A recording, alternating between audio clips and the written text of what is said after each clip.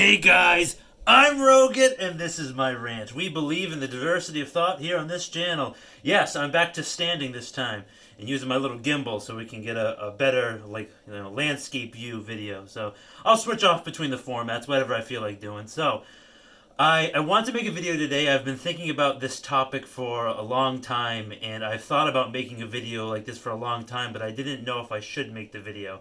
But I thought to myself, well, I think this topic might be able to help some people, and I wanted to kind of speak from my personal experience and then just tell you my thoughts about the whole series of events and kind of like what's led me up till now. Rogan, just get to it. What are you talking about? Okay, I'll tell you what I'm talking about soon. Um, but I usually don't get too personal in these types of videos. I just like to keep it like lighthearted and ranty and stuff like that. And this is obviously going to be a rant because I'm the ranting Rogan.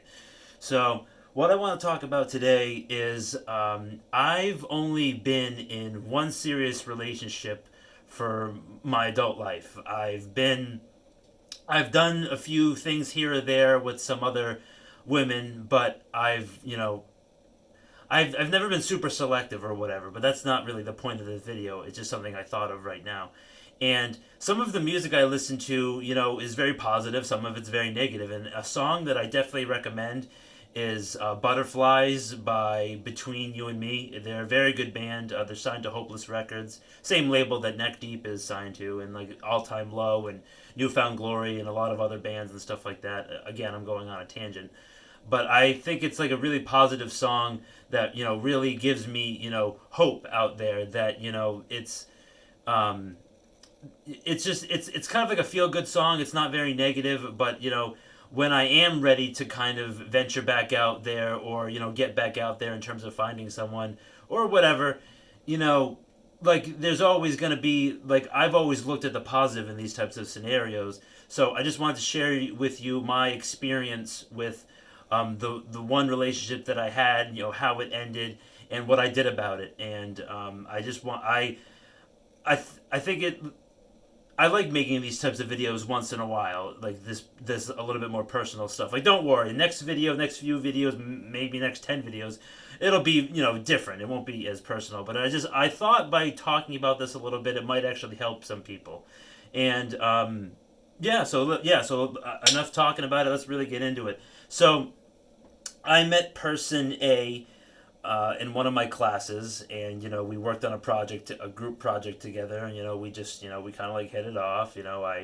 I was a little forward, and we went on a couple dates, and then things just started getting really serious, and one thing led to another. I'm not going to give you all the ins and outs of the relationship. I mean, but it was good for the time. It was definitely good for the time. I really enjoyed myself. There was a lot of positive things in that relationship, and there was some negatives. I was a lot more focused on self improvement than person A was, and you know it just got to a point where I was like, well, if you're not willing to self improve or kind of work on your mental things, like, because I've had to work a lot about my mental health from a diagnosis that I received 4 years ago, and I'm not going to get super into that because that's not the point of this video. But working on your mental health is very important. Like, I have meds, but they're only part of the equation.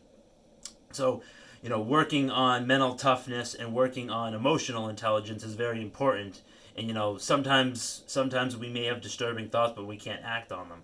So, what happened was, I remember I was helping my father install one of our air conditions because we don't have central air in our house, and so I had to help. I was not. I didn't mind. Because I wanted the house to be cool. I mean, the summertime was coming. This was last summer, and one of my person A's sister fiance, he called me and he let me know. It was like, oh, Blake, person A is cheating on you, and I was like, what? I was like, that's so crazy. I was like, I was kind of taken back from it for a moment. I was like, that's so weird. Like that, like I really wouldn't expect that from person A. And then I did a little bit of research. I saw some screenshots. I saw a lot. And, I confronted person A about it, and we went for a walk, and I just said, like, hey, can't trust you anymore. It's over. And person A didn't like that very much, and it wasn't an easy thing that I had to do. I mean, it was a little tough, but I moved on pretty quickly. and it's not that I don't, when something like that happens that really went against my values, really against like my kind of, I know I might sound a certain way when I say this, but it kind of went against my code of ethics, and I was like, well, I mean, you do that, like, if you if there was problems that were bubbling to the surface, like, you should have just communicated and talked about it instead of like kind of acting out. And what I'm segueing into right now is my thought process after the fact. Now, what happened after was that, I didn't hate Person A. I harbored no resentment for Person A. I wish no ill will on this person. I hope Person A finds someone new and makes them happy and is more like them. Person A and I were just very different. We were incredibly different. We were very different personality wise, thought process wise, wants and goals wise, in self improvement. It was like, I I enjoyed the regular physical intimacy. I'm not gonna lie, it was pretty good. But yeah, so I I moved on pretty quickly. I got back on the horse pretty quickly. But in terms of, it really gave me a chance to, now I gave me a chance to really focus more of my energy on self improvement, because at the same time I was trying to focus on improving myself, but also trying to help Person A through their crap. And they weren't really taking their mental health. Person A wasn't really taking their mental health seriously, and they weren't talking to professionals like I talk to professionals. And I definitely recommend, if you're feeling a certain way, really reach out to someone, family, friends, doctors. There's so many resources nowadays, and there's so many, avenues to explore. Like, mental health isn't as much of a stigma as it used to be. So, I definitely recommend But I don't know exactly what caused me to move on really quickly from what happened, but like, I've always been that way. I've always been a type of person who, I've made a lot of mistakes in my life, but I always get back on the horse really quickly. I've always just had that mindset as, like, it's just a small setback. The more setbacks you have, the stronger you'll become. And like, what happened, like, when I was on the walk with Person A, like, when I kind of like ended things, was like, oh well, we can fix this, right? And I was like, well, no, this doesn't get fixed. I mean, I can't trust you anymore, and I just didn't. I can't. I couldn't. But and now, me getting to the last part of what I wanted to talk about in this video was that that's just one person, right? Not all people are like that. But remember, not all people are like that. But some people, most people are capable of it if the right conditions are in place. Me personally, I'll be honest. It was hard for me to keep a job, and that kind of upset Person A. And now I've had a job for more than 6 months. I'm doing really well, and I'm doing better. That's like another thing. I was focusing on self improvement. Now, was it my fault? No, it's no one's fault. It's not. It's not her fault. It's not. It's not.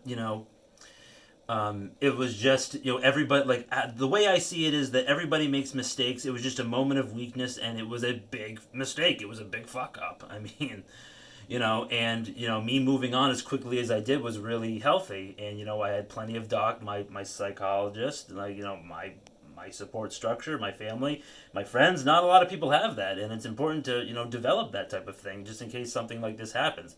But it didn't affect me as much as I thought it would. It didn't really kind of put me in this big hole that I anticipated it would. But again, I know I said that was the last point, but my last point is that right now I'm just focusing on self improvement, really focusing, the reason I don't want to get back out there is because I don't need that type of thing in my life right now where I have to focus that energy into. Like, I can focus my energy into more better avenues and stuff like that. And when I feel like I'm built up enough, like when my house is complete, like, when I have all the studs up and all the insulation and the of course the foundation and like the shingles on the roof, whatever analogy that you want to use, then I could be like, oh well, maybe I want some regular sex again. All right, guys, so I just wanted to talk about that. I hope that helped. I hope that can help someone. I just wanted to get a little rogue personal right now, but That's it. That is the video. I hope you guys enjoyed. If you liked the video, I want you to hit that like button. And if you didn't like the video, if you don't want me to talk about these types of things anymore, just focus on lighthearted stuff like most of the time I do, or like finance. I love finance. Just remember to smash that dislike button. It gives me a chance to improve, make better content, make more content, and then just get better overall at what I'm doing. Alright guys, I hope you have a great rest of the day. Make sure to subscribe if you want to see more crazy videos from this crazy guy, and hit that notification bell. The subscribe is free, but then bell might work, it might not. Alright guys, have a good one.